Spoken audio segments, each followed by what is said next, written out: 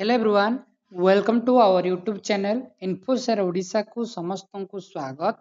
Laptop DBT scheme 2026 ପାଇଁ ଏକ ବଡ଼ ଅପଡେଟ୍ ଆସିଛି ଯାହା ଗୋଦାବରିଷ ବିଦ୍ୟାର୍ଥୀ ପ୍ରୋତ୍ସାହନ ଯୋଜନା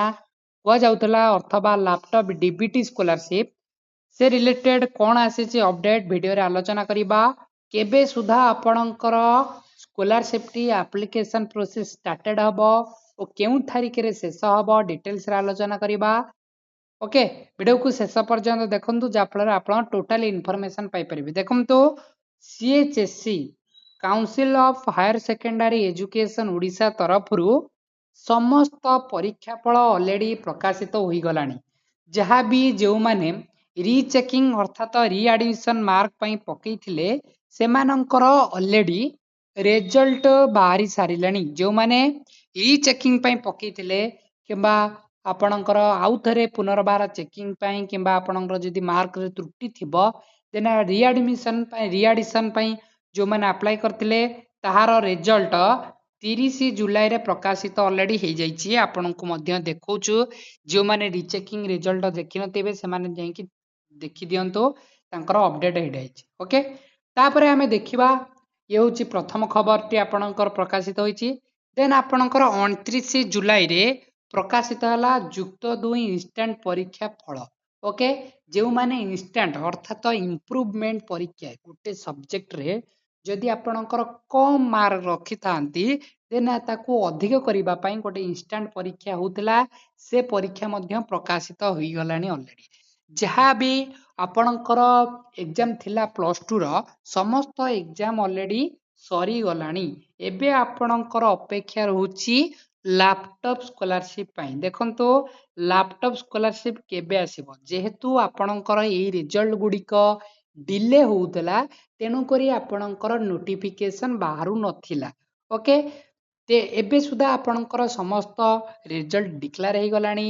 खूब शीघ्र आपणकर लैपटॉप डीबीटी अर्थात गोदावर्ष विद्यार्थी प्रोत्साहन योजना अपलोड हो जिबा आपणकर मेरिट लिस्ट और एप्लिकेशन प्रोसेस। देखंतु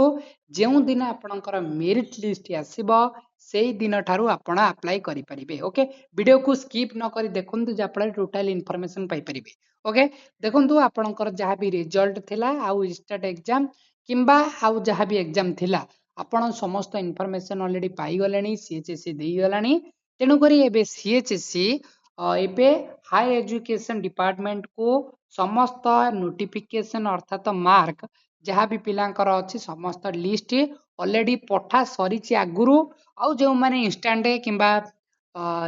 रीचेकिंग रीएडिशन पई मार्क बढ़ी थिला सेमानकर एबे अपडेट है कि हायर एजुकेशन डिपार्टमेंट को समस्त को पठा जाउची तेनु करी पठा जिबा परे ओभरऑल आपणकर मेरिट लिस्ट प्रकाशित ओभरऑल ही गलानी आ जो मानकर मार्क एडिशन हैला किंबा तांकर कटअप एपट सेपट हेबो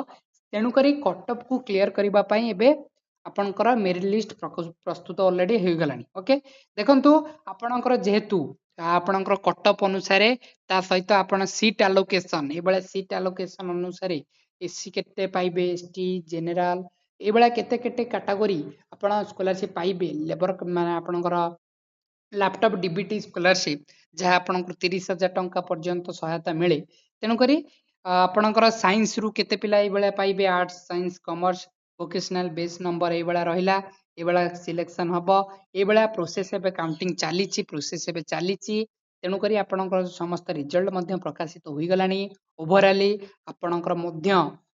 समस्त आलोकेशन चालीची मेरिट लिस्ट प्रकाशित हबो देन आपणकर ए भलिया गोटे नोटिस भी आसीबो ओडिशा सरकार उच्च शिक्षा विभाग तरफरु 15,000 मेधावी छात्र छात्री को लैपटॉप किनिबा निमंते आर्थिक सहायता आपनको मिलिबो अर्थात सीएचएससी गवर्नमेंट ऑफ ओडिशा सीएचएससी तरफरु समस्त जो माने सीएचएससी बोर्ड एग्जाम देइतिले जदि से माने भलो मार्क रखुतिले देन आपणकर ए भलिया आपणकर आसीबो। देखंतु प्रीवियस रे आपणकर 1 जुलाई रु 21 जुलाई पर्यंत डेट थिला किंतु ए वर्ष टिके विलंब हो जाइछि जेतु आपणकर रीचेकिंग रीएडिशन मार्क थिला आउ इंस्टेंट एग्जाम मध्य ए वर्ष लागू होइतिला तेनु करी आपणकर रहउची डेट एक्सपेक्ट ए अगस्त मासे रे आपणकर लिस्ट पळे आसीबो किछि व्यस्त बा नाही लिस्ट मेरिट लिस्ट प्रकाशित होला परे आपण ଆପ୍ଲାଏ କରିବାକୁ ପଡ଼ିବ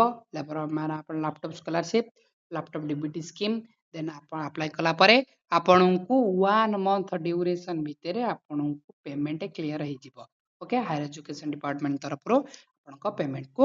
କ୍ଲିୟର କରାଯିବ ଓକେ ଡାଉଟ୍ କ୍ଲିୟର ହେଲା ଚ୍ୟାନେଲକୁ ସବସ୍କ୍ରାଇବ ରଖନ୍ତୁ ଯେବେ ବି ମେରିଟ୍ ଲିଷ୍ଟ ଆସିବ ଯାହା ବି ସ୍କଲାରସିପ୍ ରିଲେଟେଡ୍ ଡାଉଟ୍ ଅଛି ଆମ ଚ୍ୟାନେଲରେ ସର୍ବପ୍ରଥମେ ଅପଲୋଡ଼ ହୋଇଯାଉଛି ଏବଂ ମଧ୍ୟ ପୋଷ୍ଟ ମାଟ୍ରିକ ସ୍କଲାରସିପ୍ ଆପ୍ଲାଏ ହେଉଛି ଯେଉଁମାନେ ଯେଉଁ କୋର୍ସ କରୁଥାନ୍ତି पोस्ट मैट्रिक अप्लाई करेंगे ओके वीडियो जब भल लगी समस्त शेयर करदे ता सहित आम टेलीग्राम ग्रुप में जॉइन हो धन्यवाद।